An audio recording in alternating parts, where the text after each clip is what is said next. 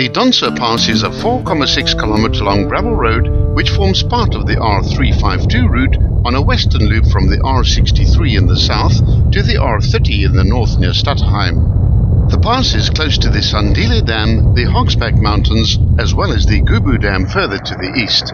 The pass was originally built in 1857. Besides some very sharp corners and steep unguarded drop-offs, motorists should be aware of large timber trucks which ply this pass at sometimes alarming speeds.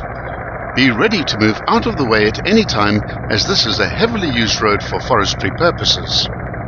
From the R63 between Alice and King Williamstown, close to the summit of the Derby Neck Pass, take the R352 tarred road over the radial pass to Keiskamma Hook. Continue through the village where the road swings away into the east and becomes gravel. Continue for a further 12 kilometers past the village of Ndlovini to reach the western start of the Dontsa Pass. The road traverses beautiful forested hillsides surrounded by towering mountains and peppered with dams both large and small. Besides the Gugu Dam, there's also the impressive Santilli Dam located to the southwest of the pass, and of course further to the south is the grave of the great Xhosa king Sandile. The main danger on this pass is the aggressively driven logging trucks which don't give way to other traffic. Like most of the other roads in the Eastern Cape, this one too will also have cattle on the road. The road initially bisects the village of Keiskamma Hook, itself the gateway to Hogsback, an area much loved by nature lovers. The pass ascends almost 300 meters over just 5 kilometers, producing an average gradient of 1 in 16, which is steep. The roadway is subject to heavy rainfall in summer, and it does sometimes snow here in winter, in which case you'd need to be in a four-wheel drive vehicle. The pass contains within its length 18 bends, curves and corners, of which 2 are horseshoe bends. It can become very slippery in wet weather, particularly so for lightweight front-wheel drive vehicles.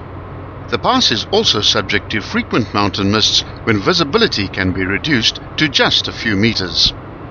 The town of Stutterheim, which lies to the east of the pass, has a rich and varied history that mirrors the history of the Eastern Cape and South Africa as a whole, sometimes following the trend and sometimes setting the pattern. Xhosa groups moved into this area in the first millennium. Missionaries arrived in the area in the 1830s from the Berlin Missionary Society, followed by German settlers from the 1850s and further waves of English colonists later on. The town was originally named after Baron Richard von Stutterheim, who became a Major General in the British Army as the head of the British-German Legion and spent 8 months in South Africa before returning to Germany.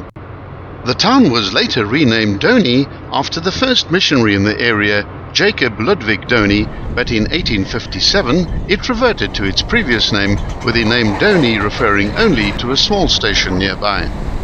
The Cape Colony received a degree of independence in 1872 when responsible government was declared, and in 1877 the government of British Prime Minister John Maltino began construction of the railway line connecting Stutterheim to East London on the coast. This was officially opened in August 1878 and led to a significant growth in economic development in and around the town. A few kilometers to the east of the summit of the Dontsa Pass, you can take the forest drive to the Gugu Dam, which is set in a beautiful valley ringed by trees at the foot of Mount Kabusi. The crystal clear water abounds with rainbow and brown trout, and it's the home of countless waterfowl. Gugu Dam has a well-maintained campsite with clean ablutions. Picnic spots and braai areas are very popular in the summer months with day visitors. By continuing on this road eastwards for a further 20 kilometers, you'll reach the town of Stutterheim.